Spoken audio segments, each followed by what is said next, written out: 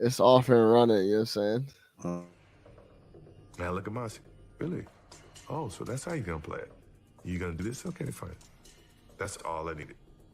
That's all I needed for him to do that. And it became personal with me.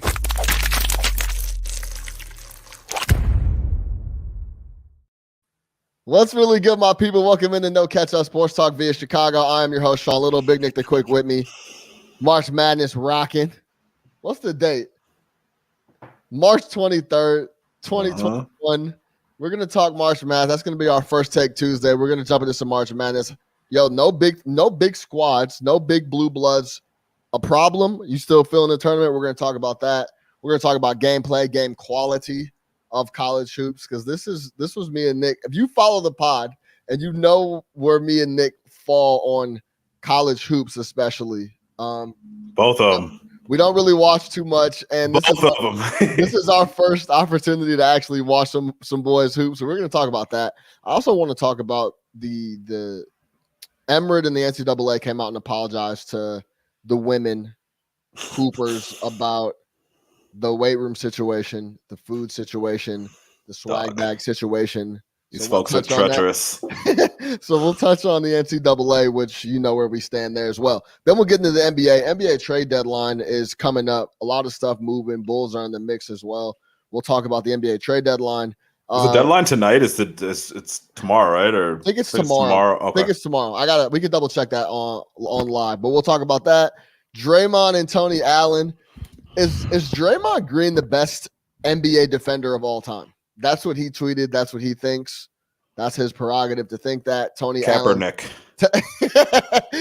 Allen thinks differently. We're going to talk about that. He tweeted some things. They went back and forth on Twitter. Steve Kerr, KD had an interesting interview, I guess. A media member. I'm not sure that he took it out of context, but he kind of put some words in his mouth that he didn't say. Chill out. We're going to talk about that. But I mean, actually, I'm glad that you're on the other side of that because I got some thoughts on that. We'll talk about that. We'll close it with Deshaun Watson. As the days go on, the civil court cases and allegations and filings go up. We're now at 16. We're going to talk about Deshaun Watson, the allegations, where that leaves Deshaun with the season coming up here. So we'll touch on that. It seems like no one wants to talk about that. I haven't seen everyone's kind of stepping around it. So I think we should jump in and at least give our opinion on it. Big Nick the Quick, what's happening? Yo, hold on, fix my camera over here. What's going on? It's business. Chilling, man, you know. It was a great weekend, man. You know, watched some college hoops all weekend, set up the TV outside. Kicked it, had a few drinks. I know you don't like to hear about the weather, but this is more just it was nice to be able to chill outside, man. Out of nowhere, we had some little 65 degrees on the weekend, man. It's always nice. Always nice when it hits that way. Yeah, no, it's definitely heading that way. It was really nice out here in the Chi. So, yeah, it's always nice when it's heading that way. Let's jump right into it. NCAA March Madness. It's always a fun week. Regardless if I know any of the players, I know any of the teams, I try to catch some storylines going into the game so I could have something to latch onto, guys to watch, that type of thing. But if you're new to the program, me and Big Nick the Quick are not the biggest, as of pretty recently, I would say the last couple of years, just aren't the biggest college sports fans in general.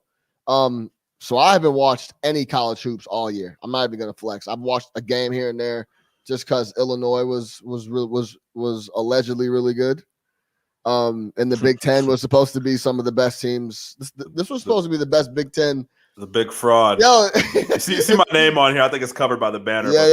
Big fraud. Yeah, big fraud. You see it. So it's one of those things where it's like, okay, I'm hearing Wilbon and all these dudes and all the guys that I respect. Shout out our guy, Ben Etter. All these guys that I respect their take on college hoops. And they're telling me, yo, this is overall through and through one of the best Big Ten years the conference has ever had. And I tune in, and they ain't doing nothing but getting their ass murdered. Ran up and down the court by several different – however you wanted it, the Big Ten got it. Yeah, however you want it, they were getting smashed. So that was interesting. But Big Nick the Quick, there's no blue bloods in there. So Duke's not there. Kentucky's not there. Kansas is mediocre. There's a lot of big squads that aren't in the mix. Watching it as a casual fan, did that make a difference, or did it make it more exciting to see some squads and see some big time upsets like we saw in the week? I think the upsets are always cool, especially like you talked about, like you and I don't think we really have any skin in the game as far as rooting for any particular team or anything like that. Like, I mean, there's some coaches I think are cool and some, if there's a player that usually catches my eye, but in a year like this one where you're not really watching to see that number 1 draft pick, I know like people are watching Cade Cunningham, but it's not like the Zion type thing where it's like, yo, I got to see these games. For me, it's cool just to watch some of these veteran-laden, smaller, if you will, schools come in there and just beat some of these bigger programs. And I think it kind of speaks to how unique this year is, right? Like if you look at it, not a lot of practice time, right? So Duke, Kentucky, I read something crazy the other day. I actually was doing some research for something I'm gonna bring up later, but there's 458 players in the NBA. Yeah. 57 of them went to Duke or Kentucky. Yeah, that's like 12%, 13, 14% of the league is from Duke or Kentucky, right? So just to kind of give you some perspective of how good the talent is that just goes into those 2 programs. I'm sure once you add North Carolina, a couple other programs to the mix, it gets a lot higher. Right. So it's good, when you have a year like this one where these coaches don't really have the time with these one and dones, right? So if you're a Oral Roberts, right, or one of these schools, and it's like, yo, I've been coaching this dude for 3 years. It doesn't really matter that we couldn't practice that much this year because I know what they like to do. I know where to put them in certain situations. If you look at Oral Roberts, whoever that light-skinned dude is with the hair, killing them. Something like O'Banner. Like that. Hey, draft that guy in the 2nd round right now. He killing them, and they had no answer for him. Just doing whatever he wants. He's hitting threes. He's going to the lane. He's driving. He's getting fouled. And you see these guys that have been around 2-3 years, and the coaches that have the confidence and know exactly what positions you can put in these guys into.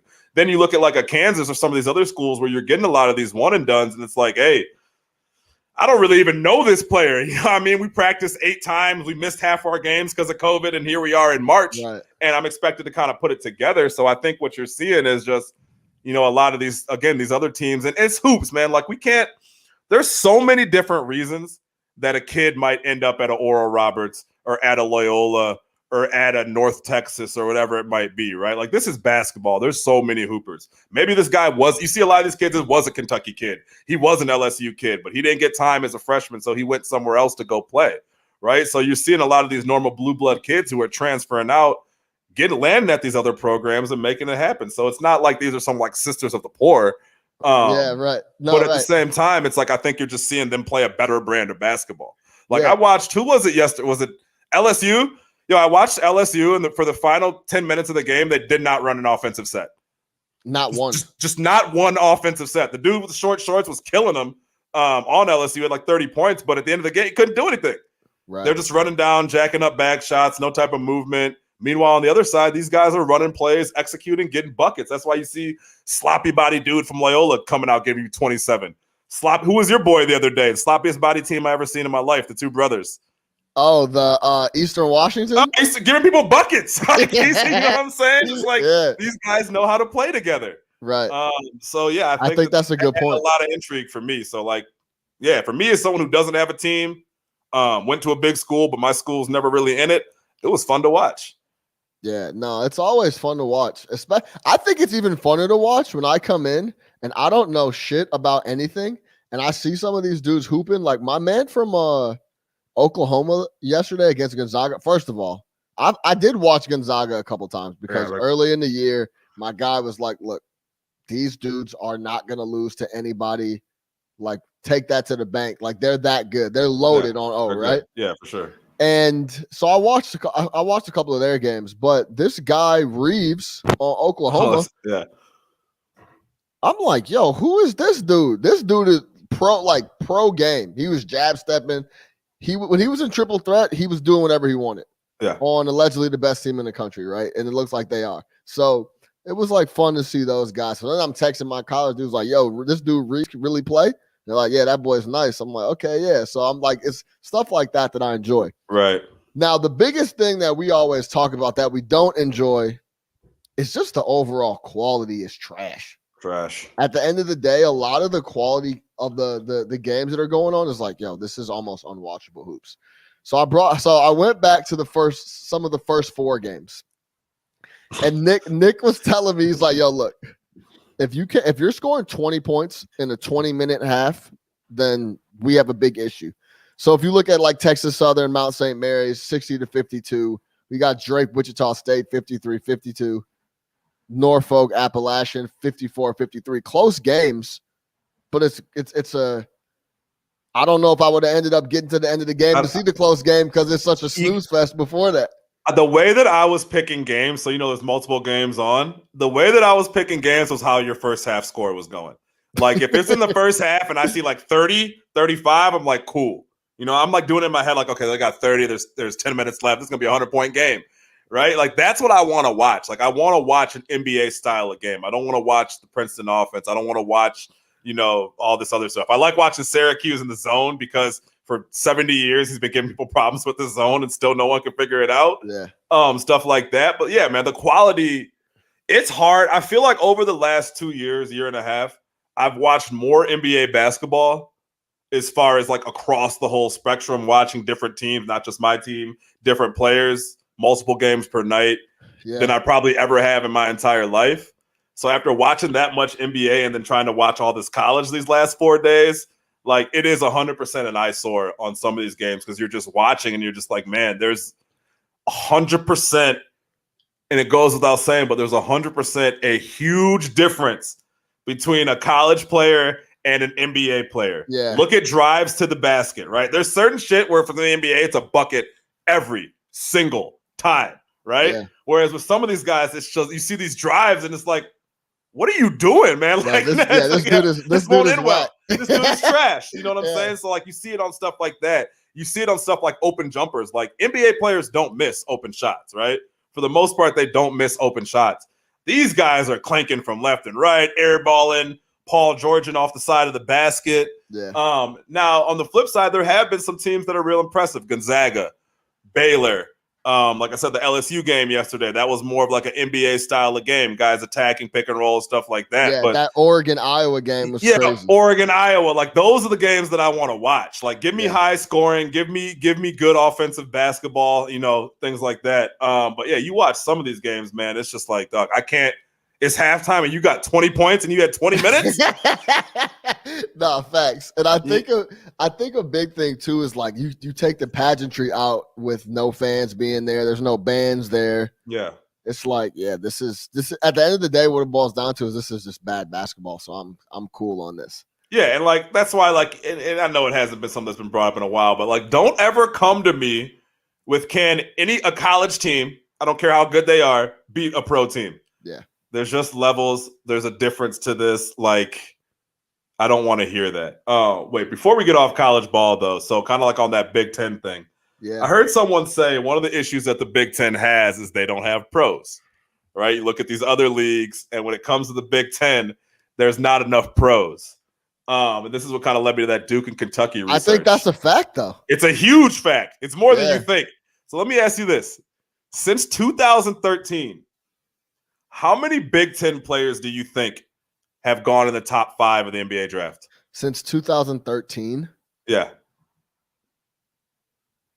Remember, this is supposed to be a top what? Top 5. Top 5. Yeah, so must-watch college guys. Was Eric Gordon a top 5 pick? He was before 2013. Yeah, he must have been right before 2013. I have no idea, so I'll say 6. 3. Who are they? Victor Oladipo. Yeah, shout out Victor. Can you give me one of the other 2? He's on the trade block. I was going to ask you if you give me 3. If you give me one of the other 2. There was only one that I got just knowing, and the other one I was like, oh, yeah, that's right. Can I get a conference? The Big Ten. No, like a hint, like an NBA, like East or West? One guy's out west. Both of them are out west. Both of them are out west. Big Ten guys. One guy's on his first team. The other guy is on his third team. That are top. One guy has been 3 teams already. So he's whack too. He makes $30 million a year. I don't know, bro. Give it to me. D'Angelo Russell. Oh, okay. Yeah, D'Lo. Jaren Jackson Jr. Jaren Jackson Jr. Okay. Since 2013, the Big Ten has had 3 players go in the top 5. Yeah, that's crazy. That is absolutely crazy to me. And I get it. It's dominated by Duke and Kentucky. But you mean to tell me, like, what that tells me is that the Big Ten as a conference, collectively, the coaches have not embraced any one-and-dones. Like, for me, if it's good enough for Coach K, it's good enough for me. Right. So I don't know what they're holding on to where you can't mean to tell me you can't find talent throughout the Midwest that goes one and done. Or you know, these Wisconsins and Indianas and Illinois and these big time, you know, Michigan states can't go get blue chippers. And that's not really Michigan State's MO. So I mean, I guess they had Triple J, but he likes to kind of build out a thing. But man. Listen, I hear you. Like, yo, you like 8 years, y'all end up 3 top 5 picks. Essentially, y'all end up playing these guys in the Big Ten together. Y'all look real tough, and then y'all bump into some pros, and then it's over for y'all. But you look at some of these, it's like, hey, Murray State has had a number 2 overall draft pick. You know what I mean? There was someone else, another school, like smaller schools had top 5 draft picks. Like collectively, the Big Ten, 3 players in the top 5. Years. And really, the book is kind of written on 2 of them. Like the book is kind of written on Oladipo, in my opinion. Like he is what he is. Yeah. The book is kind of written on D'Angelo Russell. Triple J is the only one that you had that could maybe, because injuries, like still kind of be. But really, I mean, you're looking at no superstars and no superstars out of those players. So that's telling, man. Like, about the conference. Like I think, it is, and because Luka Garza is not a pro. Not a pro. And he's the Big Ten Player of the Year, right? Io is not a top 5 pick. Io's a good guard. He's probably not a dog like that in the league. Kofi's not a top 5. None of those boys are top 5 picks. Yeah, exactly. Yeah, that's a good point. And when you have a big time player out the Midwest, they're going somewhere else. Yeah, it's interesting. That's a Big Ten problem, man. ACC gang, or Cal gang. Yeah, I looked at it. Cal has 30 players in the NBA. Yeah, he's been slowing up though. Nah, he said something like 4 or 5 cats last year. Emmanuel Quigley. Like this year, this year they're whack, but it doesn't matter. He's got 5 first-round draft picks waiting. Yeah, shout out Quigley. Shout out Quigley for real. Yeah. So yeah, man, that was kind of fascinating to me, and those are interesting numbers for sure. Shout out Porter Moser. Don't leave. No reason to. No. Don't do the Fitzgerald. Love it. Greatest idea ever. Don't leave. Why? You take another job, you're going there to get fired. He could literally be at Loyola for the rest of his life. They'll pay him $1 million a year. Good salary. Enough.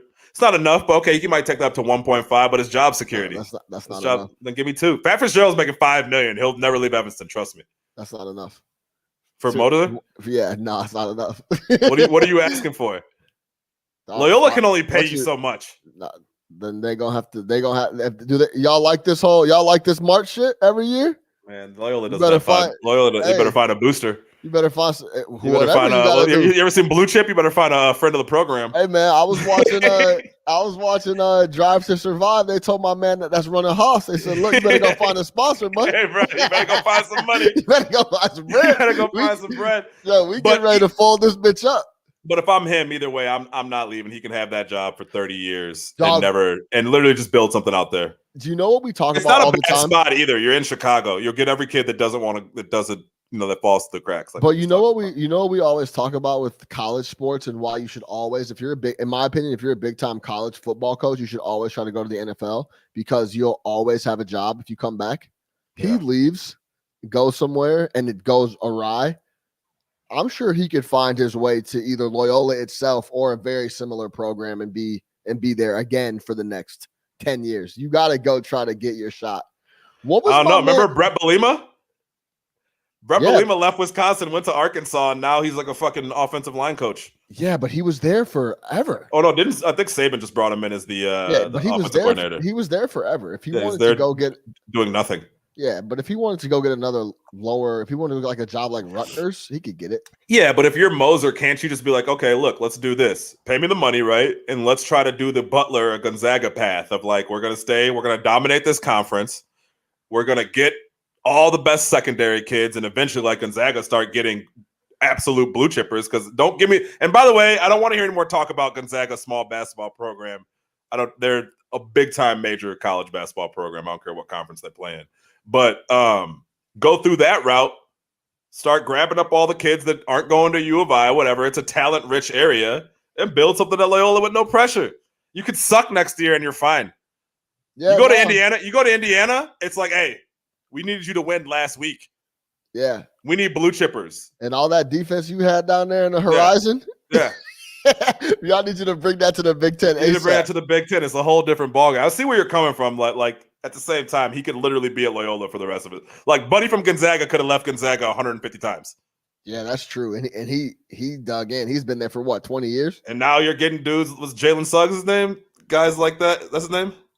That's the point guard? Yeah, Suggs. Yeah, you're getting guys like that who, again, blue chip players, right? So now you've kind of turned that into something. I just think there's a blueprint there for not necessarily taking, like, Indiana to me is a dead job. And Mark Few only makes $1.8 million. Yeah, happy as shit. Happy as shit, though. He's not looking over his shoulder. Yeah, that's true. His wife knows we're going to make $1.8 million for the rest of our lives in this house in Spokane, and it's great. Yeah. Porter Moser, I saw he does a $4 million house at Wilmette. He's fine, man. He's great. His wife's happy. Yeah, he's great.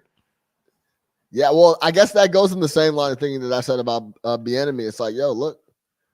Yeah. If everything is going perfectly, swimmingly, and you're the talk of the town and you can do whatever you want, just take your little bread and go. And you're not hurting on money. $1 million ain't bad. Yeah, it ain't the 5, but it's $1 million. He's not broke. Stay tuned on that. That'll be interesting. Shout out Porter Moser, though. Their game plan was phenomenal. Yeah, real quick. Let's show some love to the ladies on the hoop side. And the big story going into the tournament, social media was used to essentially expose the NCAA and how the female hoopers are getting treated completely differently than the male hoopers. Now, how did they not see this coming? They're so fucking stupid. Now, they're beyond stupid. And if you're looking for an organization to be fair, it's not the NCAA is not it. You feel what I'm saying? So yes. if you were looking for an organization to treat people fairly and do the right thing by their student athletes, quote unquote, the NCAA and Mark Emmert are not the people that you should be looking for that. The big, go ahead. I was just gonna say, no, I mean, like, and the weight room, inexcusable. The swag situation, inexcusable. The one that really gets me when you are really trying to point out to people that they are less than is when you start feeding them different food. Yeah. There is that is the one with the other one where it's like, yo, like they're all bad, right? But when you start literally saying, hey, over here, we're feeding these people this food, but in this side, literally in the same town, we're feeding this people this food. Yeah. That to me is, if I was a father of a fucking girl in the NCAA tournament, like that's the one, like, yo, you mean to sit here and tell me they're supposed to eat scraps? They're supposed to eat terrible food? You're literally telling them, like, yo, your nutrition, your nourishment to play in this tournament, even though we're still forcing you to be locked in some hotel in Indianapolis so that we can make our money, because they're making money off the women's tournament. Don't let them sit there and act like they're poor on this shit. Sponsors are going both ways. You're serving them less than food? Food. These people who work for free, and it is your responsibility to provide them with a meal while they travel on your behalf. You can't even get them a decent fucking meal. And you look on the other side and they got buffet trays, a chicken. And we're not talking about crab legs and shit, just some regular looking food. The shit that they were eating, are you serious? Yeah. It was like fucking meatloaf. That's the one that got me. That's the one where it's like you're really telling them they are less than, because you can't even feed them adequately. You can't even give them the same food that you have a block away. Unbelievable. Yeah. Despicable. Mark Emmert said that he's going to, gear up with the team and figure out how this can happen. He just got to look in the mirror and he could he's essentially like, I don't know how we got here. I'm going to reevaluate. I do. When you were sitting there planning, yeah, I'm sorry, the ball was dropped like way before you, but you had to have known the optics are so bad. And shame on the sponsors too. If I'm Dove, Suave, I'm like, hey, make sure this and maybe they don't have control over that. I don't know how it goes, but make sure this shit gets to make sure this shit gets to everybody. Like, right. That's a bad look for them. It's a bad look all the way around. But the food thing to me is fucking like inhumane. They should all lose their jobs because of the food. Yeah, that's it. That I didn't think about it like that. That's actually interesting and a very good take. I agree with because if you want to make someone feel lesser than, go down to the food and go to the food. You can't. You're gonna get this and they're gonna get that, and that's a way to break it down. As far as something like essential to your body to perform, like the food was despicable, man. I could not believe that. Also, isn't it just easy enough to? Like you had to order separate food for them. You know that, right? Like when you're ordering the caterer, you're like, oh, we want the A level over there and the B level up. Like that was it's a budget thing. They made a decision to save more money on exactly. And it wouldn't have cost that much more to feed these people for half of them are gone after the first day anyways. But isn't it just as easy to, like you said, just give everyone the same stuff or let them use the same facility? So if you're listen, by the way, it's not like the men's weight room was in one spot and the other one was they put up a barrier it was like a curtain. Or like a curtain. Yeah. Why not just take the curtain down, fill out the space, and let everyone use the facility as is? Because then you got to spend equal money. They have to have the ghetto. They have to have the ghetto. That's what they did. Yeah, I don't. This is the suburbs. This is the hood. Ladies there, fellas over here. So shout out the ladies for spreading light and showing exactly what's going on at the NCAA level because it's unacceptable and get rid of these clowns once and for all, man. How much more evidence do we need? Like, get rid of these clowns once and for all. You're fucking with people's food. Who would fire Emmert if he were to get fired? I think the university president is like a board of directors type thing, I believe. Yeah. So I think there's like an NCAA board of very It'd be like the NFL owners fire. Yeah. It's probably buddy from Florida State athletic director, Ohio State athletic director. Right. The cats who are fucking stuffing pockets by Emmert's policy. Right. So the same people who won't fire Goodell ain't gonna fire Mark Emmert because why would you end this? This is great. Yeah, facts. We get all the benefits of pro sports, but we don't gotta pay nobody. Exactly right. All right. Education. I fucking hate. Dude, it's so fuck the NCAA. It's obnoxious. It is. It's truly incredible. All right, let's move over to the NBA. It's the trade deadline's around the corner. We got the season's coming to an end, and I wanted to play a little game with you to kind of go along with the NBA trade deadline. There was a couple interesting articles. Zach Lowe came out with an interesting trade deadline article, but I wanted to pick your brain on a couple of the squads. We know the Drummond situation. It wouldn't necessarily be a trade. It would be like an add-on. I guess it would be a trade because they have to get him out of Cleveland, right? Well, he's still on the team, right? They haven't bought him out yet. Yeah. He's on the team, but he's not on the team. He's not with the team, right? Hey man, don't show up. Yeah. So let me ask you this. Which is shitty, but yeah, go ahead. It is okay. Real quick, where do you stand on that situation and that type of stuff that Draymond or Drummond is doing? Excuse me. Yeah, I mean, I get why the team's doing it, but at the same time, like Andre Drummond wants to play ball, and you're sitting here telling him like, hey, like they're paying him, so I mean, they're not doing anything that's like wrong. I just feel like, dude, he doesn't want to be sitting at the crib right now. He wants to be playing ball. He signed up to play basketball. He's a basketball player, and you just sit here and say, hey, man, we're gonna trade you. Just don't even show up. We don't even want you around. You have zero value to us. You can't even help young guys. It's just like, it's just a shitty situation. It's like if you're gonna do that, then like prioritize getting him the fuck out of there, so that he can get back to playing basketball. Yeah, it's just pretty straightforward. It's like you've known all year. You have 15 centers on the roster, and you're like 12 and 38. Like what are you holding on for? And it's Andre Drummond. Like, what are you trying to hold out for a big Drummond deal? Like, come on, man. Like, take your little second round pick and keep it moving. Like. Yeah, no, I feel that. So let me ask you this. I thought this would be a fun game, and I want to hear your insight because I got a couple opinions as well. We're gonna play a game of what are they missing. So if you could go and say you could go pick out anyone that's on the trade the trade block that is available allegedly for a team like I'll start on the East for a team like the Philadelphia 76ers. What are they missing? What do they need to solidify that number one slot and then be able to go head up with Brooklyn here coming up in the playoffs? Probably another ball handler to take pressure off of Simmons in the fourth quarter. Just like a true point guard, yeah. If you remember a few years ago that you think they were really good, they had McConnell, They had McConnell as kind of like that secondary ball handler that would come in and get them into their sets sometimes. Yep. And that seemed to work well for them. They need something like that. Well, shit. I mean, and so they need Kyle Lowry. You're saying, yeah, they need Kyle Lowry and to replace Embiid if he's not coming back. But yeah, well, yeah. Assuming Embiid's going to be fine, yeah, that'd be it. What would a guy like Kyle Lowry? How would you get him? Trade? Yeah, like I don't think they want to trade him. And he's from Philly too. That's like a fucking perfect. It's a perfect spot, you know where right? he needs to go. The perfect spot for Kyle Lowry. Put his ass on Milwaukee.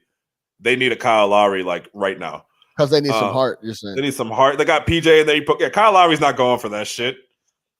Absolutely not. And and say what you want about Kyle, because I used to hate on him a ton, but crunch time, he's good.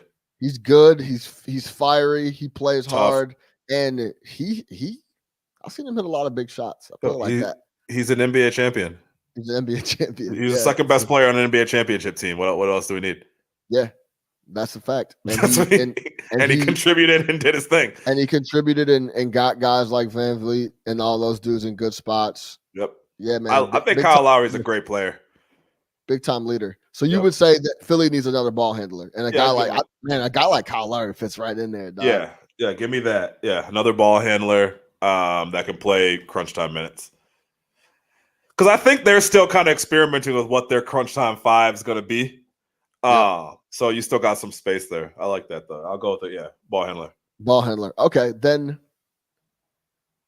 I'll go back and forth. Let's go to the Lakers on the West Side. What do the Lakers need, and who do you see that they could pick up? Well, we know, assuming LeBron and AD at some point get back and they're completely healthy, what do they need in the West what do they need that'll solidify, clear them out for the championship? A shot creator, someone who can score without LeBron having to do everything for them.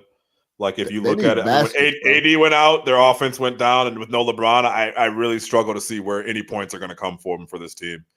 I think Schroeder's good in doses, but turn the keys over to Schroeder and being like, hey, you're our number one guy, probably isn't going to end up well for them during this stretch where they really need to stay afloat with LeBron and AD out. Like, I think it's really tight up there at the West, and you don't want to get into a situation where you fall into the 5th or 6th. No. I mean, with LeBron and AD are healthy, we get it, but you still would ideally not want to be in that situation. You still want to have the easy route. Yeah, you don't want first round Portland again. Like, you don't want to deal with you'll beat them, but you don't really want to fuck around with these boys. You don't want to play Denver in the first round. Yeah, you don't want to play Denver. You know what I'm saying? You don't want to fuck around with these guys. The Lakers rank 27th in the league in 3-point shooting production.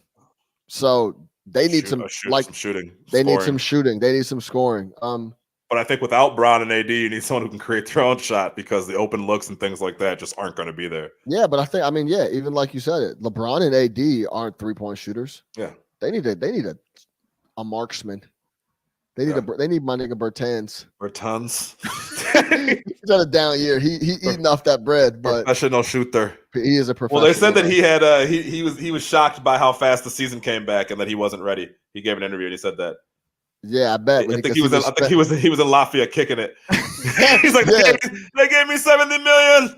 Straight up, yeah, he was big kicking it. It's like, wait, big kicking it. Wait, what? We gotta go back. I still gotta play. I think I got paid. I'm done. I'm good. They're like, no, Davis, you gotta go back to America. Fuck. He didn't even go to the bubble. He's like, no, I'm not getting her any more money. Anything else for the Lakers? Do they need anything else besides shooting? Do they need a stopper? Another big for Dwight? I think they missed Dwight quite a bit. Their biggest advantage last year is when they went big in the playoffs. Nobody could do anything about it. When they threw AD at the 4 and Dwight at the 5, and he mixed JaVale in there, 3-time NBA champion JaVale McGee in there. Say it. Chest. Address me as such. Address me as such. My name is not JaVale. It's like Marvelous Marvin Hagler. Rest in peace. What about if the Lakers went and got Oladipo? He could lock up. He could lock up a little bit and knock down some shots. Yeah, definitely. And I like him. If you're going to start Schroeder, I actually would like Oladipo heading up that bench unit for them. Yeah, I mean that'd be a good because he's a good ball handler. You know, And Houston should be trying to sell everybody. I think they are, but I think they're trying to get something from him, because I think if they realize if they trade him for nothing, you trade James Harden essentially for a bunch of ones that'll be like 27 and whatever. Yeah, but what choice did you have, right? I would have never traded for Oladipo. I think Oladipo has an overinflated view of himself and how much he's worth. They tried to like clean up the mess and like say we'll be competitive, and they've lost 20 straight. They won yesterday. Yeah, it was a 20 straight, 18 straight or something like that. They literally lost 20 in a row. Yeah, shout out John Wall. Yeah, shout out John Wall. So they won yesterday. They actually beat Toronto. Yeah, who Toronto's lost playing terrible. 9 straight. Yeah. Yeah. So that's where it gets interesting. You have any thoughts on Aaron Gordon and where he could go? Not really. No. Listen, I can't tell you what he's one of those guys. It's like every year they tell you that Aaron Gordon's going to pop, and you're kind of just waiting to see what it is. I think he's fine. I don't think Aaron Gordon moves the needle for any team like that. Like, I don't really know what you're getting. I will say this: he's got playoff experience, so you're not bringing in a guy who's never played in the playoffs. I think Orlando's made the playoffs the last 3 years, but listen, yeah, he's fine. I'm all about guys taking shit into their own hands and getting where they want to go. When I read the ticket he's requesting a trade that Aaron Gordon is demanding a trade, I laughed. It's like, bro, you're not in any position to demand anything. I would like to do a lot of things too, and I'm sure you like to play on a better team, but I just thought it was funny that he's demanding. Like, what if I wouldn't have laughed if it was like Aaron Gordon wants out of Orlando. But Aaron Gordon cannot. Y'all need to get me out of here now. Yes. You know who I am? Like, I'm wasting my career here. Aaron Gordon cannot demand anything. I don't care. I don't care what he thinks or what anybody thinks. But Aaron Gordon. Did you ever see his? Hey, quick. Please, I would really like if you guys got me out of here. Yeah. That's it. Like, ideally, I'd play somewhere else. Ideally, I would like to. Now, if you guys can help me out here and move me, that'd be great. You're not James Harden. You're not Demand. Demand. Nah. Okay, take your ass back to Disney World if I can keep it moving. Right. Did you ever see his music video last summer? Aaron Gordon's? Yeah. So do you remember the dunk contest when D Wade shafted him on the scoring thing? Yeah. So he shot a rap video, and in the rap video, he's drinking Dwayne Wade's wine. Oh my God! I haven't seen that. No, I gotta check that out. I'll send it to you. It's hilarious. Like, it's the most Aaron Gordon shit of all time. But he shot a full-on rap video, kind of like dissing D Wade, but he's drinking his wine. And real quick, while we were chatting, I just looked up Lauri's deal, and he's on an expiring for $30 million. Lauri who? Kyle Lowry, yeah. Oh yeah. They signed that huge thank you deal. Yes, so that's perfect. Like, get me to a spot, it'll expire. If you want to keep me, cool. If not, I can figure something else out. He is the perfect, like, hey, we need something for the championship push, because he's just there's no diva. Like, he's gonna come in there and be like, yeah, okay. Like, that's why I say Milwaukee is perfect. You need the attitude. Put his ass on the Bucks. Yeah, he's gonna tell Giannis to sit his ass down the paint and just catch the ball and fucking dunk everything and stop this 3-point bullshit. Yeah. Whatever. So let me ask you this: I don't think Brooklyn per se needs anything. They could use some extra big, extra D depth for sure. Good depth. But let me ask you this: your boy Norman Powell's people are trying to get him. I would if I was. You love Norman Powell. Love Norman Powell. Norman Powell is a basket. He's a go-getter. He doesn't speak. He doesn't complain. He just goes and does what he has to do. Messiah. I couldn't tell you how many times I've been watching the Raptors, and it seems like no one wants to do anything, and Norman's like, "I'll take care of it. Don't worry about it." Shout out Norman Powell. He's averaging 20 a game right now. Norman's like, "I'm telling you, I'll take care of it." Like, it seems I had no idea. He's averaging 20 on 43. Jesus, it seems like you guys don't want to take care of it. I'll take care. Norman Powell will take care of it. Where did Norman Powell go to school? No idea. He's a Bruin. I did not know he went to UCLA. Masai found this guy in the second round. Man, yeah, I'm a huge Norman Powell fan, man. I'm a huge Norman Powell fan. If you're Masai, like, what do you think Masai is like? He's watching the tournament, right? Like, what are you looking at that helps you identify Fred VanVleet's and Norman Powell's and be like, yo, give me like 4 years, and this guy, we're gonna bring him up from the G League, and this guy's gonna be an absolute fucking monster. And I don't care that we're never in the lottery, because Yeah, well, I think the big thing for like a guy like Norman was he was around Kyle and Kawhi and all those guys. Like he was around professionals, right? Right. I think that always helps. But he's also worked very hard on his game. Came up through their G League team. It's that Raptors 905. It's obvious that he's worked really hard on his game. He's like a problem. I'm telling you, I've watched him he's good. on multiple nights and been like, yo, this dude is an issue, bro. Like, you know what I'm saying? So, yeah, I'm a big Norman Powell fan. But, yeah, I think the first thing you look for is just a guy that you think is going to work hard and actually wants to be a professional hooper and is not worried about the other stuff. But he's got a player option for next year at $11 million. What do you think? That's a done deal. Opt out. What? Especially the way the Raptors are going. Yeah. Get me out of here. Yeah, I got the ring already too. Yeah, I'm good. Decline. I'm giving that Van Vliet money. I seen Fred's new truck. I need one. Exactly. So let me ask you this. Does Boston just kind of fold up the year, finish it out as strong as they can, then come back next year with the same team? Or are they looking, because they would fall in the sellers category, right? Yeah.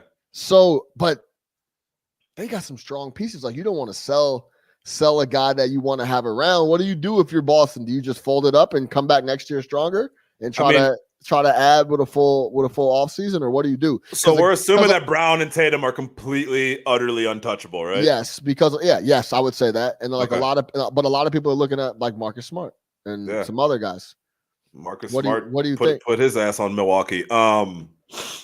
Anybody that's tough, put him on Milwaukee. Boston is just a mediocre team right now. Give me Norman Powell for Chris Middleton straight up. Yeah, that's where you're at. Yes, Norman Powell. Give me Norman Powell for Chris Middleton straight up. I'm not even kidding. Norman Powell won't fold. I'm taking him. Yeah, man. Throwing a 2. With Boston, I think it's hard for Boston when you look at your roster and to be like, yo, we're gonna punt on this. Because you look at it on paper and you're like, yo, we have all these guys that could pop, right? And we really, if we hit our stride and like we catch fire, like we really could put together 10 to 12 games. But at the same time, to your point, they're 500, man, and you've been 500 all year. And the same problems that you had at the beginning of the year are the same problems that you have right now. Your crunch time offense in the last 5 minutes of a game is absolutely brutal. It doesn't matter how good these guys are for the first 43 minutes of the basketball game. In the last 5 minutes, really the last like 8 to 10 minutes, you guys are just terrible. And that's not going to beat Brooklyn. That's not going to beat Philadelphia. That might not beat Milwaukee. You're going to have problems. Miami, those teams that don't make mistakes like that, and those teams where the coaching is airtight. So I should take Milwaukee out that, but like you're Philly and you're Brooklyn, like these teams aren't going to make those mistakes down the stretch. So if you're looking at yourself and saying, hey, this isn't the year for us, you got to be real with yourself.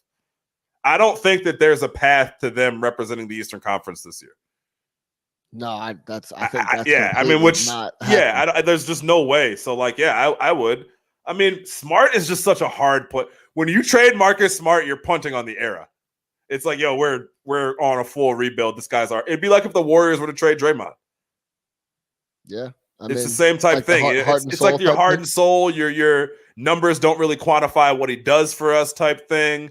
We need him to win games, but if you're not planning on winning any more games this year like that, and somebody's willing to offer you a first-round pick for Marcus Smart or something of value or a good rebuilding piece, you got to listen. I'd be a seller. It was like a guy that, like Joakim Noah, maybe people around the league probably didn't know this, but that dude was literally untouchable. He might as well have been he was just as untouchable as Derrick Rose was. Yeah. Like you can't get this dude is unmovable. The fans would have killed you. You can't move this guy. Exactly. Yo, speaking of Joakim, by the way, do you see what the Bulls did? Yeah, didn't he get he retired? Yeah, well, no, they honored him, and they honored him at the arena at a game that he was at, but he was the only fucking person there.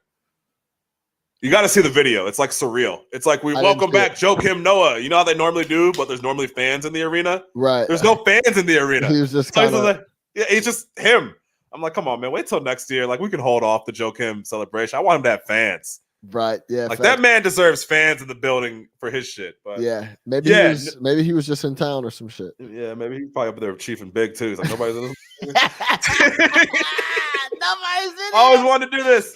Nobody's in the box. And I'm retired. I'm blowing big. I got my chicken model. Like, we're good. I got the medical card anyway. Yeah, I'm good. So yeah, I think, but that's a good question, man. Like, because I probably would. There's no path to them winning this year. Yeah, so it's like, what do you do if you're Boston? Do you just fold it up and just come back next year and maybe make some tweaks and make changes? And you still have two potential top 15 guys that are under 25.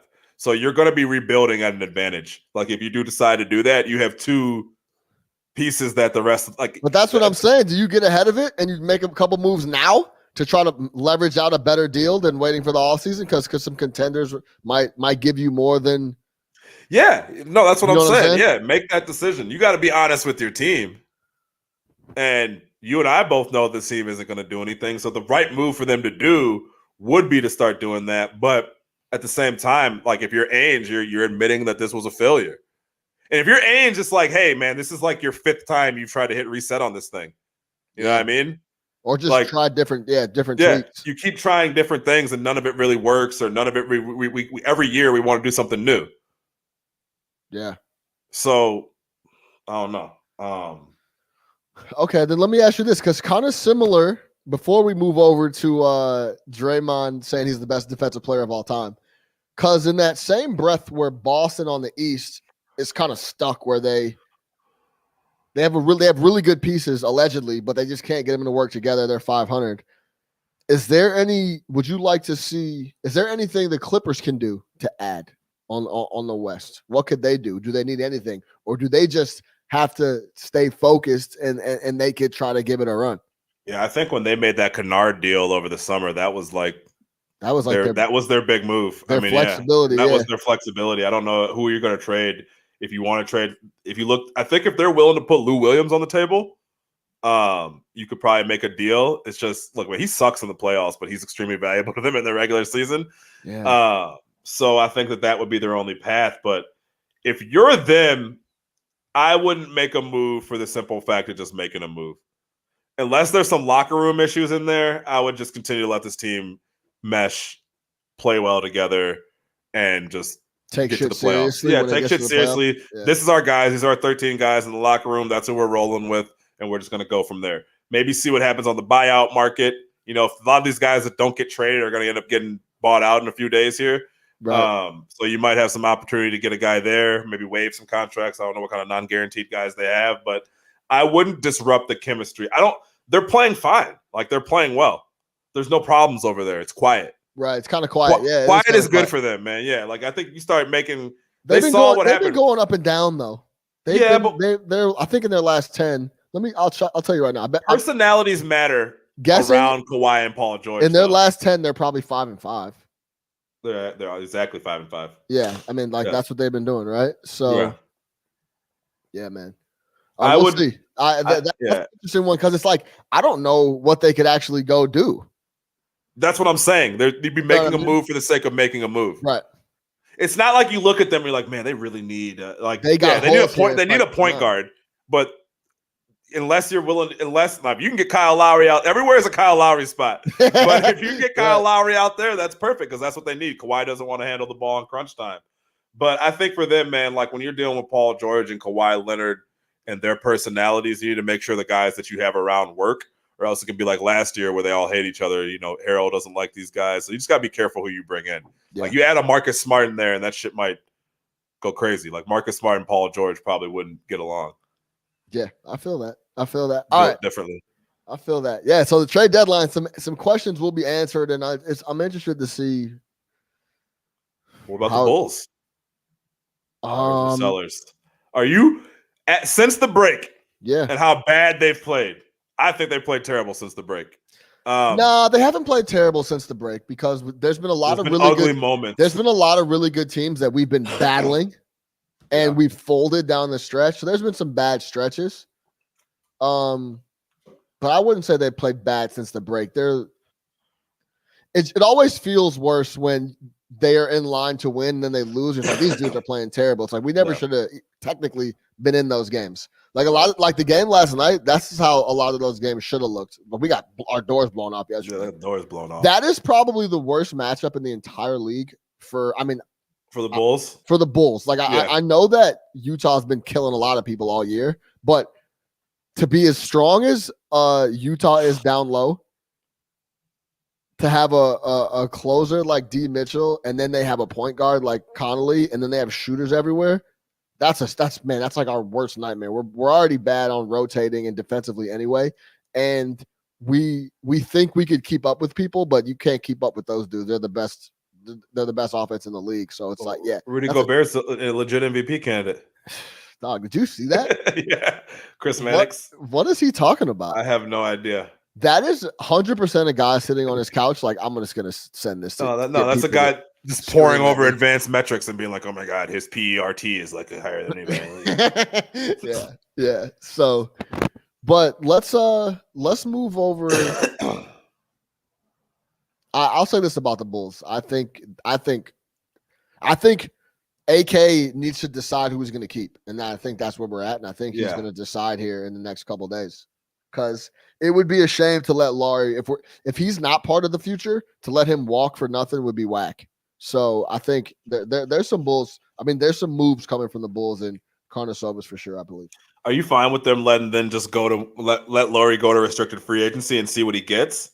My problem with that would be is Laurie's the type of guy. It's like Sacramento or somebody's going to offer. He's going to get a lot of money. A year. Yeah, he'll just get a ton of money. Yeah, he's going to get a lot of money. Someone's going to be like, oh, he averages 19 a game and he shoots 40%. Like, oh, yeah. Yeah, I'll take it. Yeah. Yeah, so. You said you were talking about you got some insight on Laurie? No, I was just talking to a couple people that are like, yo, this dude's going to get a lot of money. I think he's going to get paid crazy. I don't know if he's worth all that to keep. So another reason why we should be looking to move him. Yeah. If you're not going to pay him that money, get him out of here. Well, if you pay him his big deal, then next offseason you pay Zach his big deal. You're kind of – it happens quick. I'm going to tell you this, when you decide who's on your court, like, it happens quick. You two big deals, and the next thing you know, these are your guys. Yeah, exactly. Yeah, this is your team. Yeah, I'll say this. If Laurie is it cracks under pressure and is kind of soft making on a rookie deal, the pressure of making 27.5, 30 million per might get very spooky. He might be on his Kevin Love on the mental health. You say he's going to go back to Finland and do the Botas spa? No, but for real, that would be a lot of pressure on him, man. Spa? If he was making a sauna, I'm sorry, the sauna. Because then the conversation goes from development and what can he be to he needs to be this. Yeah. Or it's a massive mistake that we've made. So I'm not sure he's built for that type of pressure. Yeah. So we'll see. But I think I think him and Eversley are going to make some moves. No doubt. I trust him.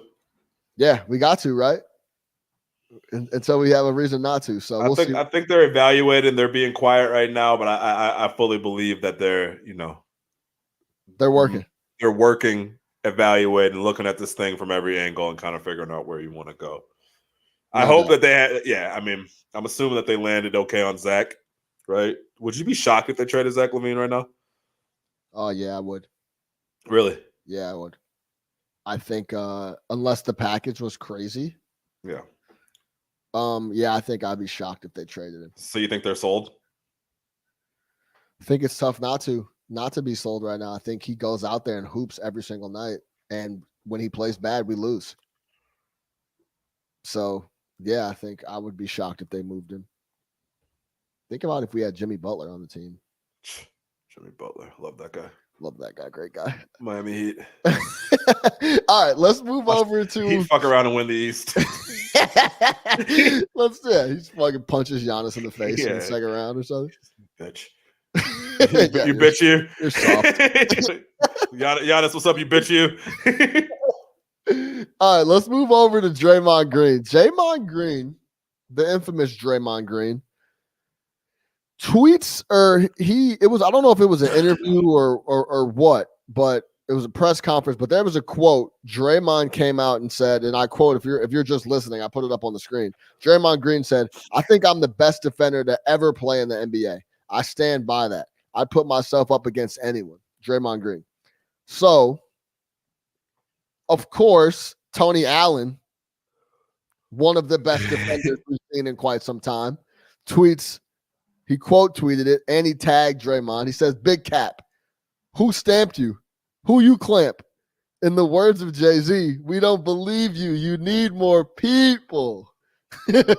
So I love the banter back and forth. And before actually, then I'll get into so then after that, after Tony Allen essentially says that you're full of shit, we don't believe you. We need some more people to vouch for you. Draymond comes out and there it is. Draymond comes out and says, and I quote, "I was waiting on you to stamp me, big homie, but your stamp book started running low in 2015 when we used you against your own team on the way to my first championship." Oh. Sheesh. Then Tony Allen closes it. This was the last one I caught. He said, like your stamp book right now, because it's 4-on-5 out there right now, my boy. And he put hashtag call Clay. That is funny. So let me ask you this. What do you think about Draymond saying he's the best defender of all time? I don't think. Well, I guess, do you agree with that? And what do you think about what Tony Allen said? And I don't necessarily agree with it. What I will say is I think he revolutionized. That's the best way to put this. He kind of revolutionized, or kind of was like at one point in time, the gold standard for the multi-positional big, the positionless, doesn't get burnt in the pick and roll, right? Like, who can switch all over the place, guard point guards in the pick and roll, but also guard bigs and step out to the perimeter.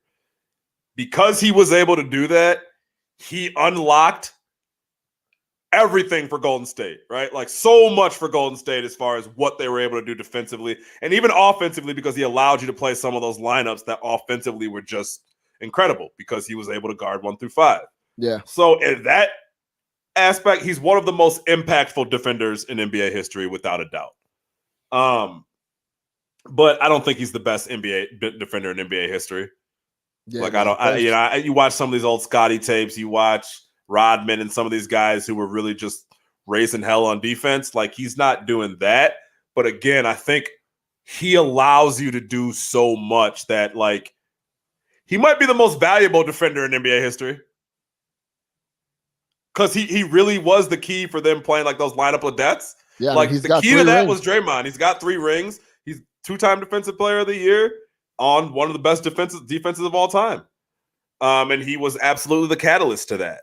So, like, I don't think it's as crazy as it sounds. Like, I don't think it's as crazy as some of the shit that Draymond says. Yeah. Like, he has a point. I could see how he would think that when you kind of put it all together on what he did. But I think when you think, like, best defender, you're looking at that man-to-man, one-on-one, I'm stopping my guy from getting a bucket. Right. And that's not really him, right? Like, he'll get stops, but, like, he's more of like we talk about all the time, like, yo, this guy cannot play. Enes Kanter, these guys can't play in the fourth quarter because they will get ate up in the pick and roll. Yeah. If you have a big and that's not the case, like, it's huge, and he was really good at it. Yeah, I think to compliment what you're saying, Draymond does and did at his peak with Golden State just so much more than play defense. So he was never seen as like, that's the dude that's locking up on D. He was doing a lot of different things, spreading the floor, moving the ball. And, hey, I know it's ugly, and I know his offensive game is not polished, but there was games where he was scoring 15, 16, 17 points a lot. Yeah. And what did he score in Game 7? He scored like 30 in Game 7. Yeah, I don't think he's had 17 points combined this year, but yes. Yes, you know what I'm saying? So I think he just did a lot more than just play D. So it's tough to kind of just bucket him that way, but he had a major impact on those squads. Yeah, I think most valuable is interesting. I think the most valuable defender, yeah. And just because now any of these teams that kind of want to play that stuff, you need that, right? Like, you're always – and now everybody's just trying to draft positionless bigs that can switch in the pick and roll. For example, the guy that we thought Wendell was going to be. Yes. It is not even a shell of that. Not even remotely close. Yeah, he's playing 17 minutes a night. Yes. So I thought the funny, but the thing is that I thought was interesting was Draymond, when he says, in 2015, when we used you against your own squad to win the championship, he's essentially talking about when they played Memphis in the playoffs, and on offense they were playing Memphis was playing 4-on-5 because Tony Allen was a zero on the offensive end. So that's what Draymond was leaning to. So I love the banter. I love the back and forth. And even later on, Draymond was like, "No, we're not beefing, man. We just talking basketball." So I love that beef, type man. of stuff. Yeah, what do people think they're gonna do? Like Draymond's gonna be like, you know what, man, meet me in the Bay. Yeah, like you know what I'm saying? Like, yeah, it's on site. First off, Tony Allen would mop his ass. Second, Tony Allen's not the one. Yeah, Tony Allen probably come with the banger-langer. But shout out Tony Allen. West Side. Yeah, but I don't think that statement is as crazy as it looks if you just glance at it. Like, go back and like watch some of that, man. Like, he was the key to everything that they did defensively, which was the key to what they did offensively. I mean, obviously Steph Curry was the MVP and Draymond allowed them those death lineups that were celebrated. Like, Draymond was the key to that. You were fucking playing Andre Iguodala at the 4. Yeah, facts. I like it. That's a good. I like the take. I like the insight. Most valuable, maybe, of all time. MVD. Mm-hmm. All right, let's jump into this Steve Kerr comment with KD. You know, it sparked some KD clapback on Twitter. KD said, "Look, when I'm on Twitter, I'm here to argue with y'all. Yeah. Till I close the app out, I'm here to argue music and argue sports. Simple as that. Stop telling me I shouldn't respond to everyone. I'm on here to respond to people. That's why I opened the app. That's what I'm here for." So I thought that was interesting because it's like, yeah, I mean, I guess we hop on Twitter to talk sports and see takes, and he's doing the same thing. He just happens to be the one everybody talking about. You know what I'm saying? Yep. So Big Nick the Quick didn't like. Let me try to find this tweet that Nick, because I got it. Okay, well, Drew Schiller covers the Warriors, and he had a quote. And the original quote that started all the controversy was, and I quote, this is Drew Schiller quoting Steve Kerr, that last year was rough. There was a lot going on. Some that you know about. Wait. If you're going to read this, you got to read the whole tweet. I got to read the whole thing? The tweet is what sets it up the way it is. The way that he read the top part of his tweet. What Steve Kerr this is okay, right. The problematic part is the first paragraph. Okay. Drew Schiller said, and I quote, Steve Kerr told Logan Murdoch he enjoyed last season when the Warriors were 15-50 more than Kevin Durant's final year with the Warriors. That last year was tough. There was a lot going on, some that you know about and some that you don't. That was very difficult. So that's what he said, Steve Kerr said, but that's not exactly factual. It was a little different. And here's the real Steve Kerr quote. This is exactly what Steve Kerr and Drew Schiller came out and apologized. And this is him saying, this is exactly what this is exactly what Steve Kerr told Logan Murdoch and Roger Bell on the Riggers Real Ones podcast.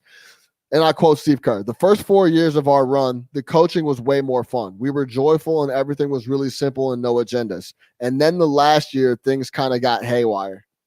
Even though we went to the finals, it was difficult. I enjoyed last season. We had the worst record in the league, more than I enjoyed the last season when we went to the finals. We had young guys last year who were trying every day, working hard. We had great energy, great spirit, great camaraderie. Losing sucked, but what you want is a good vibe. You want to look forward to going to the gym every day and seeing everyone. That last year was tough when we lost to Toronto in the finals. There was a lot going on. Some of you know about, some of that you don't. It was very difficult. Big Nick the Quick, what are your thoughts on that? So I have a major problem with that. So pull up that original tweet. I don't have a problem with what Steve Kerr said. I think what Steve Kerr said is, number one, stuff that we kind of already knew. And number two, I think he was just answering a question about the difference of, what we talk about all the time, the come up versus the when you're already there, and shit kind of changes. And people, are no longer trying to become superstars. They're already there, right? So I think the quote that he gave was pretty straightforward, right? My issue with this Drew Schiller character is the way that he framed this tweet is almost like, not even almost, he made it sound like Logan Murdoch specifically asked, hey, what are some of the differences between last year and that last year with Kevin Durant? Yeah. Or that when Steve Kerr answered the question, he specifically mentioned Kevin Durant, right? Yeah. That's not what happened. You inserted the Kevin Durant piece in there, right? to make it seem like that question was in response to Kevin Durant. Yeah, Kevin Durant was never mentioned. Right. And then the section of the quote that you take after immediately mentioning Kevin Durant makes it sound like he's talking about Kevin Durant. Like there was a lot going on with Kevin Durant. Some of that stuff you know about, but some that you don't know about with Kevin Durant. That, parentheses, Kevin Durant, was very difficult. I'm serious. That's how it reads when you frame it that way. Right. When you read the full quote, Steve Kerr just answered a question about the season and how that year was difficult. He didn't at any point specifically reference Kevin Durant. He could have been talking about any number of things. But isn't he talking about Kevin Durant? He might be, but I think that a lot of times people. Hey, Nick, isn't he talking about Kevin Durant though? He could be talking about Draymond too. He hasn't always gotten along with Dray. Dude, I think all those dudes got super popular about that point in time. Steph could have been a little bit of a headache. He wasn't the same Steph Curry that you had in 2016. He had grown up a bit. His head had gotten a little bit bigger. So he's like, yo, I'm managing a bunch of guys before who are listening to everything that I say because I'm going to lead them to where they want to go. But there's one bunch of guys who've already been there. But there's one guy that's rumored to be leaving. Sure, and he might be a big part of it. But, man, I don't think that Steve Kerr was going out there trying to throw Kevin Durant under the bus or make a big point about Kevin Durant ruining their season. No, I don't think he was either, but I think he was talking about Kevin Durant, and it's very obvious that he was talking about Kevin Durant. See, essentially, the first, the years leading up to Kevin Durant getting there were awesome. They were some of the best coaching times of my life. And then Kevin Durant, the only time he wasn't having fun was the Durant's second year and Durant third year. Yeah, the third year and Durant's third year leaving. Yeah, but so here's the thing. He says the first 4 years of our run, 2 out of 4 of those years, Kevin Durant was there. Yeah. So he says that was fun. But what changed? So he had fun for those first 2 years of Kevin Durant. But then the third year of Kevin Durant, he didn't have fun. Right. But the third year of Kevin Durant is the same thing when Draymond's fighting him on the sidelines. You have all this internal conflict going on with the team. By the time you get to the playoffs, all 3 of your guys get hurt. So it's just kind of like, hey, yeah, shit happens, man. But I don't think he was either way. If that's what he meant, that's fine. That is not your job as a journalist to add that in there. Interpret. You are really he's thinking just like you thought. He's talking about Durant, but he's saying he is talking about Durant though. Let me go ahead and make this juicier.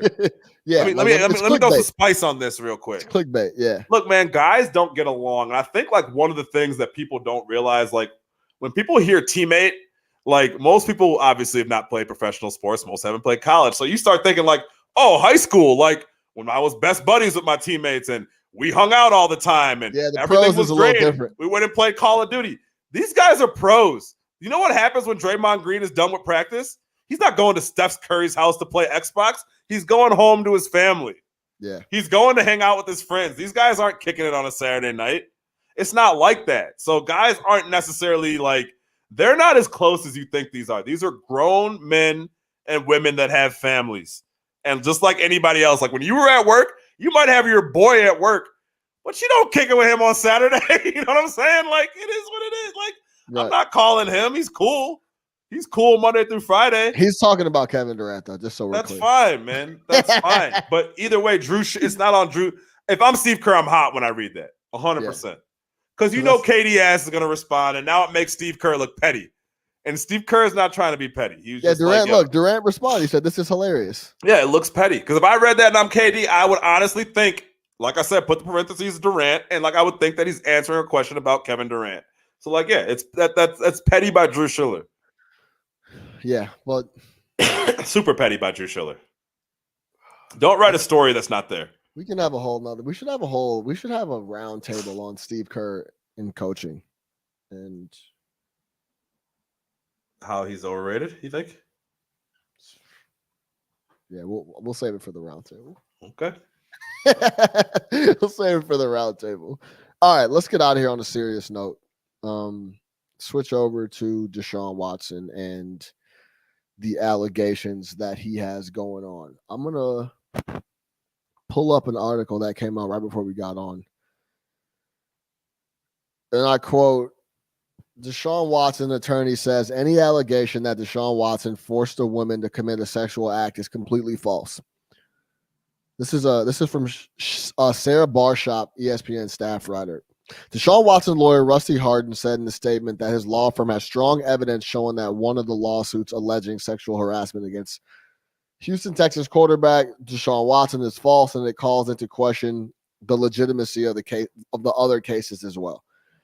He believes any allegations that Deshaun forced the women to commit sexual acts completely false. There's now currently 14 lawsuits filed by Houston lawyer Tony Busby against Watson regarding sexual assault. Busby is a big time lawyer out in Houston, so there's also rumblings. Did he talk to McNair, the owner of the Texans, before the stuff came out? Stuff we don't know, but there's a lot. Well, he was the dad McNair's neighbor, right? He's his neighbor, yeah. Yeah.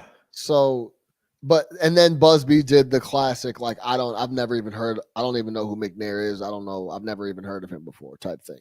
I just live next to folks. Yeah, he just came out and said that, which is obviously more than likely not true.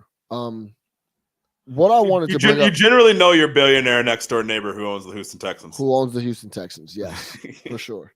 What I wanted to talk about was what do we do here? What do we do with this situation? What happens with Deshaun Watson? When is the NFL going to step in? Should they step in? This is a situation where, and I'll just speak for myself, where me and Nick were talking about it, and I first heard the allegations and I read the first article that came out, and I was like, okay, these are, allegations are allegations. Let's see what comes of it. But now we're at 14, and they're all massage therapists telling the same story that Deshaun, and I encourage you to go read the articles.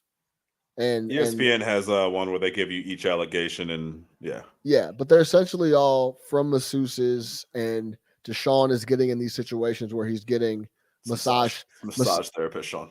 Yeah, massage. What he's getting, yes, massage. Apparently, masseuse is like you're not supposed to say that. Oh, I'm not. Oh, okay, a massage therapist. I didn't even know that. What is that? What does a masseuse mean? I don't know.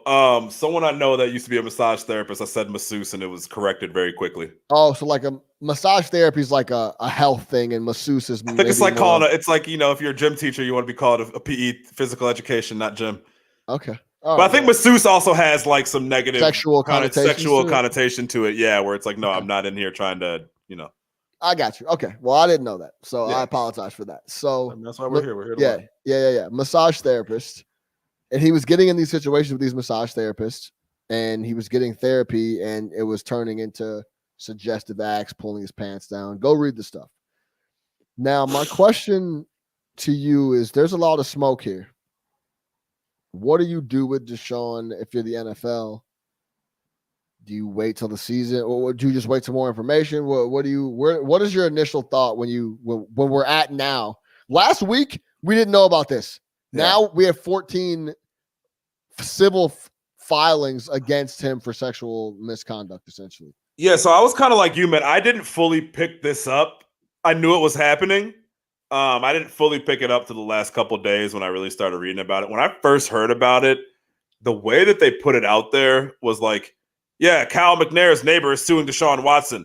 And it's like, this seems fucking nuts. Like, I don't believe it. It was like I'm not paying attention to this right now, this right? Coincidence is too crazy. Yeah, and it's definitely, let's get it out the way. This is not a subject that we take lightly at all. So shame on me for, I guess, not reading further into it or whatever it might have been.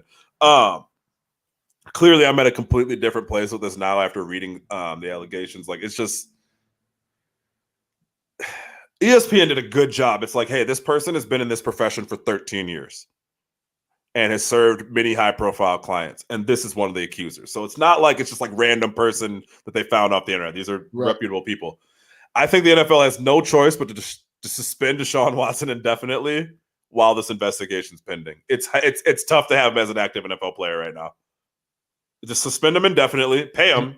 He hasn't, because the players' union will be all in his ass if you take away any money. But you have to keep him away from the facility. So as of right now, we're suspending you from all team activities until we get a hold on this. It will end with he'll never play in the NFL ever again. Wow, you're saying that right now? I don't think I'll ever play in the NFL ever again.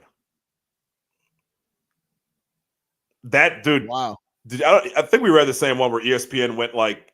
Yeah, no, I read the same one. I just look, man. I mean, dude.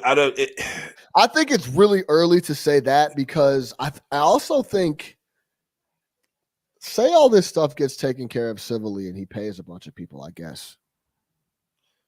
Then it's like, is he admitting guilt and then just closing the door on some of this stuff? I think I agree with you. I think you definitely have to suspend him indefinitely until some of this stuff gets cleared up, but that could take a long time. Yeah, it can go on forever. Yeah, you really think he's never going to play again? It's already done and dusted.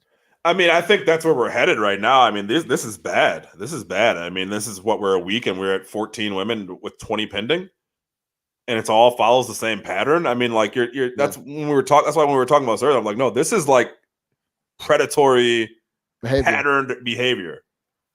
You know what I mean? Like this is clearly he has an issue. An issue that and there's a scenario that he likes, that he goes after, right? Like feels so comfortable. It's like, yeah, man. And it's just like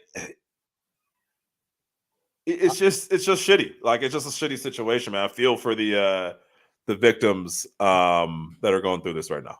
For sure. You know, but like I think the best thing for the NFL to do would be to tell the team, suspend him indefinitely, keep him away from all functions. He wasn't going to come to functions anyway, so you're not missing out on anything like that. And let's just go from there. What are they waiting on? Whatever you wait on in these situations, I don't know. It's no real protocol, but I think the worst thing you can do is keep him and not act like you're not doing anything. Yeah. I think they were probably the same thing when they heard about it last week. They heard about it, how it was presented. Like the Houston Texans neighbor is suing Deshaun Watson for sexual, has a client that's suing Deshaun Watson for sexual assault. Just like this Drew Schiller. When it's put out that way, you're just kind of like, okay, whatever. Right. And then slowly, like a snowball, it's just been going down and going down. It's smoky in here. Yeah. Now it's like, wait, hold on. Yeah. So I think the best thing to do would be suspend him from all activities. Again, you got no issues with the Players Association as long as you pay him, and go from there. Yeah. I think it's a serious situation, man. And I don't see a path back to playing unless there's some huge smoking gun somewhere that we don't know about. And it would have to be the smokiest of smoking guns in the fucking world. Like, for this not to be true, you're talking about like 20 people who don't know each other corroborating to bring down Deshaun Watson. Like, I'm sorry. This isn't a political figure. This isn't there's nothing gained from bringing him down. Yeah. So yeah. Yeah, I agree with you. It's going to be. From a PR perspective, NFL, do the right thing. Don't fumble the bag. Whoever you've had PR for the last 6 big situations, don't bring that person back. Whoever your Ray Rice PR person was, leave them on the sidelines. Like, go get some real PR people. Don't call NCAA PR people either. You said don't call Emirates boys? Don't call Emirates boys. Don't call my buddy from MLB's boys. Yeah. Call up Adam Silver. They got great PR over there. Yeah, who y'all use for Black Lives Matter? Oh yeah, I'll call him. Like, you know what I'm saying? No, for real. Yeah, call buddy ass. Yeah. For real. Yeah, man, it's an ugly situation. To echo what you said, yeah, we feel sorry for the victims and we hope the right thing is done. How about that? Yeah. We'll leave it there. Real quick, man, before we hop out though. Yeah. Shout out to our condolences, the victims of Boulder, Colorado shooting yesterday. It's got to do better, y'all. The AR-15 needs to be. It's very blatant. The fact that you could get up, get your coffee, and go get an AR-15 and as many rounds as you want by 10:30 it's just not right. It's not right. Yep. Just look like, you know how when you're growing up and your parents are like teaching you things and you start to understand like what's right and wrong. When you're like in the middle of doing it, you're like, man, this is wrong. This isn't right. There's something not right about this. Yeah, something not right about this. It's just like shit like this is so obvious that you shouldn't be able to do it. So yeah, condolences to them. Another shooting, another thing. And it's one of those feelings I have too, where I don't really feel like anything's going to change. It's kind of one of those things where it's like a couple of weeks will go by. No, nothing will change. No, because what'll happen as soon as you say gun control, it becomes a politicized debate, and it's no longer like, hey, let's talk about gun control. It's either like you're a Republican, you're a Democrat. It's like everything else, man. It's polarizing. I was talking about this with Nikki yesterday. We're at a point, and we've been at a point where compromise is equivalent to a loss for most people. So people just there's no compromise. It's either my way or nothing. Right. And I'd rather fight and lose than compromise. Yeah. So, I mean, that's a little deep for the No Catch Up Chicago podcast, but it's true. You look at it to everything that we have going on. There's no compromise. Everybody just needs to try to win their point. Stupid. Yeah, fair enough. All right. For Big Nick the Quick, I'm your host, Sean Little. That's No Catch Up Sports Talk via Chicago. Make sure you subscribe everywhere, man. We're YouTube, Spotify. You know the deal. Every week, Tuesdays, 5:30 live. Tell your homies, tell your friends, tell your family. No Catch Up Sports Talk via Chicago. We out of here.